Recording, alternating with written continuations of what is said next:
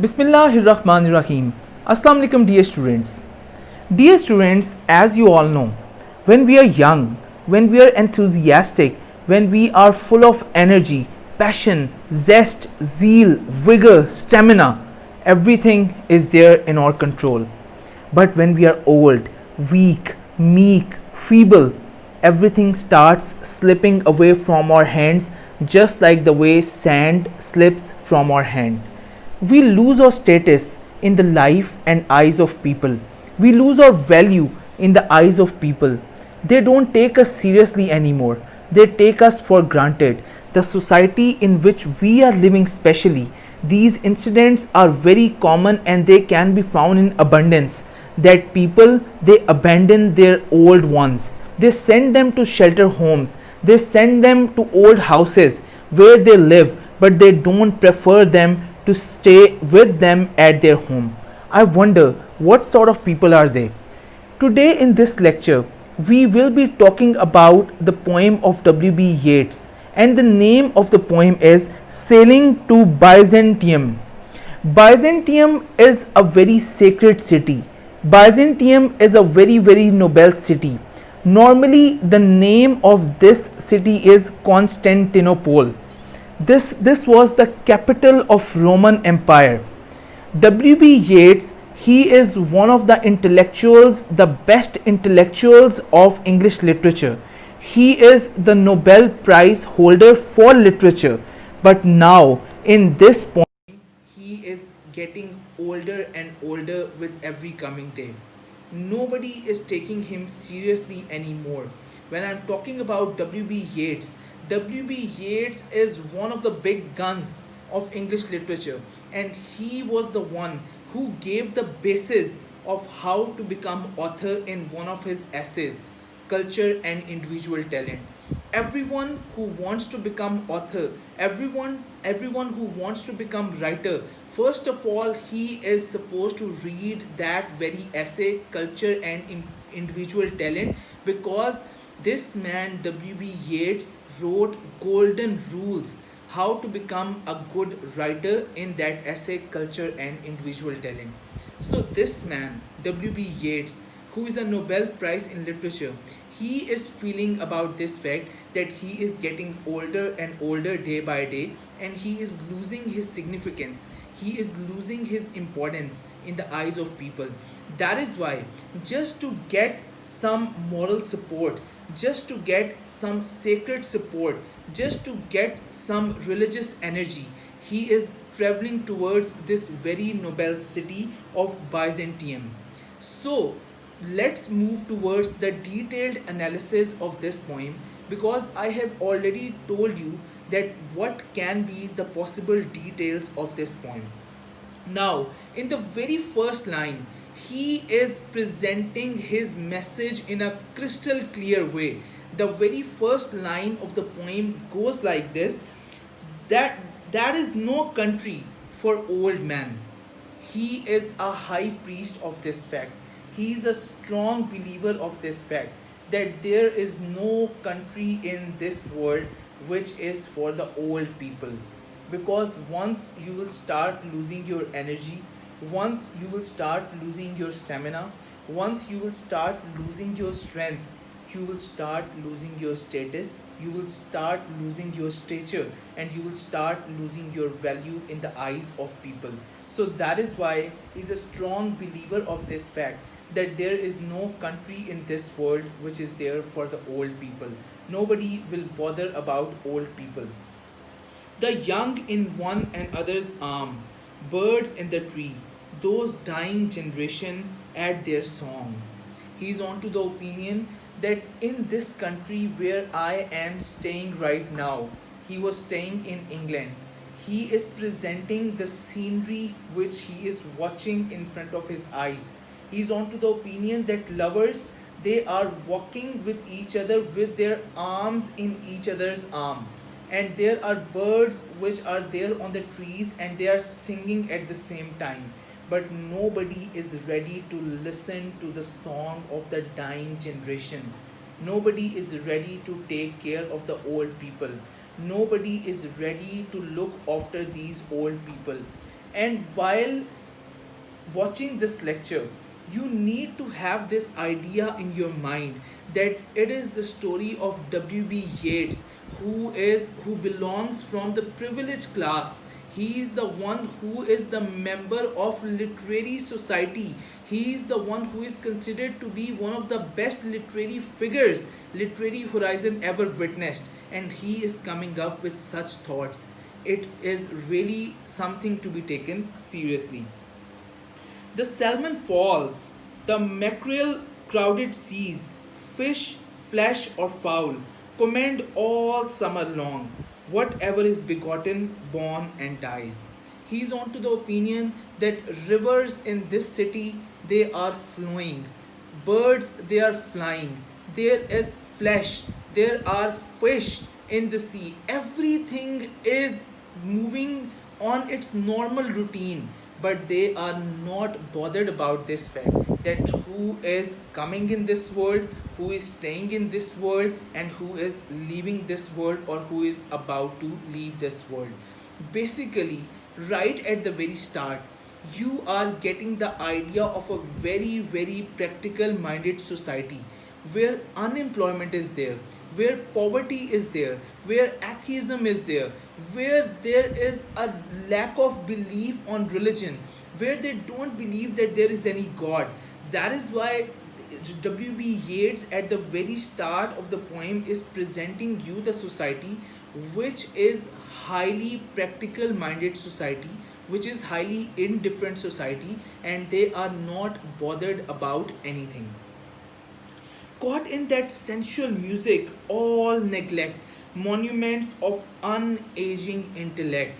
He's on to the opinion that everybody is busy in his own life.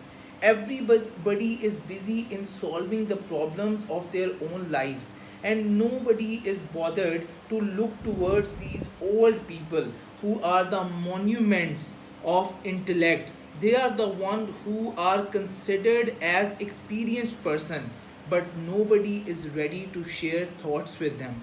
Nobody is ready to get benefit from the experience of these old people, because they believe that these old people are rotten to the core, their ideas are rusty, their ideas are not practical anymore, and they don't know how to survive in this highly practical, rapid and fast world, globalized world, so called globalized world. Now, in the second stanza, W.B. Yeats is presenting himself as an aged person, as an old person, as a weak person. An aged man is but a paltry thing.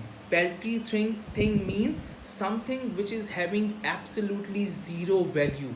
So he is telling you this thing that someone who is old, he is dependent upon other people, and he is absolutely having no value in the eyes of people. A tattered coat upon a stick. He's on to the opinion that old people, they are just like rough coat, and which is hanging on a stick, because of the fact that old people they are very weak, and the coat, the moment they are wearing that old rugged off coat, it looks like that a very, very rough coat is hanging on the stick, because of the fact that old people are very weak. Unless soul clap its hand and sing, and louder sing for every tatter in its mortal dress. He is on to the opinion that it is totally dependent upon the old people to be relevant in this society. If they will keep on singing with them, if they will keep on participating in their activities, if they will keep on participating in whatever they are doing, they will somehow will remain relevant to the society. Otherwise, nobody will bother about this fact that all these old people, they are wearing the dress of death, and at any moment of time they will die, they will go away from this world. Nor is there singing school but studying monuments of its own magnificence. He is on to the opinion that it is totally dependent upon the old man himself, that how hard he can try to be relevant in this society, how hard he can recall his own experiences, how hard he can prove to be an intellectual figure for the society, because nobody will come to him and nobody will ask him for his experience, nobody will get benefit from his own experience. He should be the one who should be studying his own experiences, he should be the one talking to himself all the time, and he should be the one who should make effort to remain relevant in this highly practical society. And therefore I have sailed the seas and come to holy city of Byzantium. Now W.B. Yeats is fully sick and tired. He is fully fed up with the machine life which is there in England. Over here, we need to understand this point that we all crave to be there in European countries. We all crave to be there in America. We all crave to be there in Canada. But this poem is telling us a totally different picture. This poem is presenting us the other side of the coin, where they are not bothered about old people, where they forget about their values, where they forget about this fact that these old people, they are the monuments of intellect. We need to get benefit from these old people, we need to get benefit from the experiences of these old people. And still, after learning about all these facts, we all still crave to be there in European countries just because of the fact that their economy is strong in a so called way. So we need to learn from all these things. There is a very disintegrated family system which is there in European countries, in countries like America, in countries like Brazil, in countries like Canada, where we all die to go. In the third stanza, he is now in the city of Byzantium, and he is talking, he is standing in a museum, and he is talking to the great people of Roman Empire, who were considered to be intellectuals, who were considered to be kings and queens, who were considered to be people having great knowledge. But now nobody is bothered about them, nobody talks about them. Alexander the Great, he was the richest king of this world. Who remembers him? We don't remember him for years and years. After years, when somebody will call Alexander the Great, we will come to know about this fact that he was one of the richest kings of this world. So that is why now he is standing in a museum, and in front of him the monuments of all those great people, they are engraved in the wall, and they are having gold plated water over them, and the monuments, they are looking very beautiful because they are of golden color, and it looks like that all those monuments of great people, they are made with gold. O sages, standing in God's holy fire, as in gold mosaic of a wall. He is now watching towards all those monuments which are there in front of his eyes, and he is calling them, and he is asking them to come back from God. He is asking them to come back from the paradise of God, and he is asking them to guide him, to instruct him, to tell him that how he is supposed to spend rest of his life.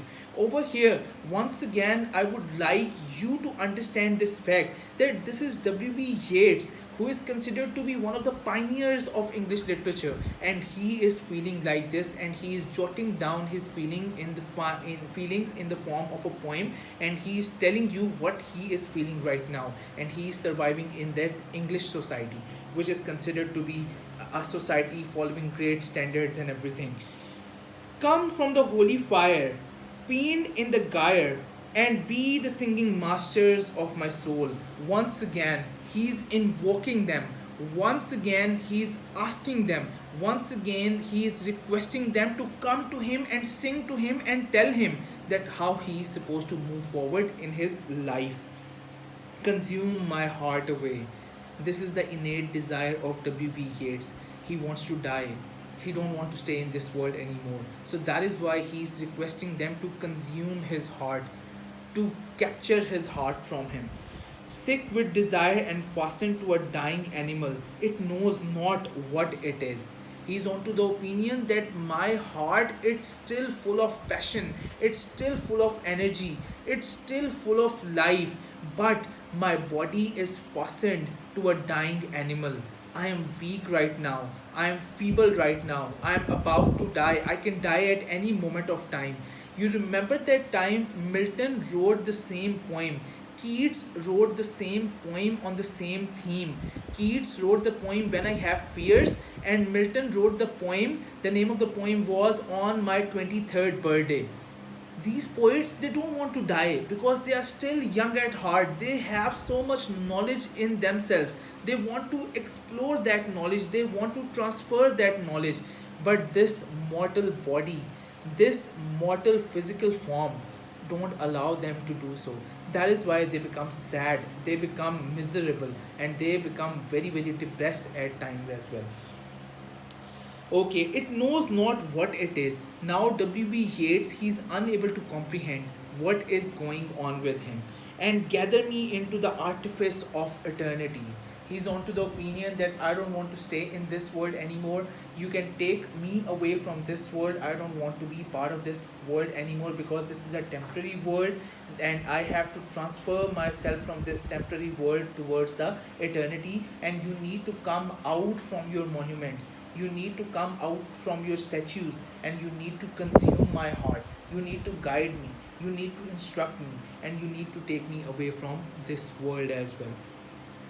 Okay, now we are moving towards the final stanza of the poem. Once out of nature, now he is once again expressing his innate desire. He is on to the opinion that once I will die, I shall never take my bodily form from any natural thing.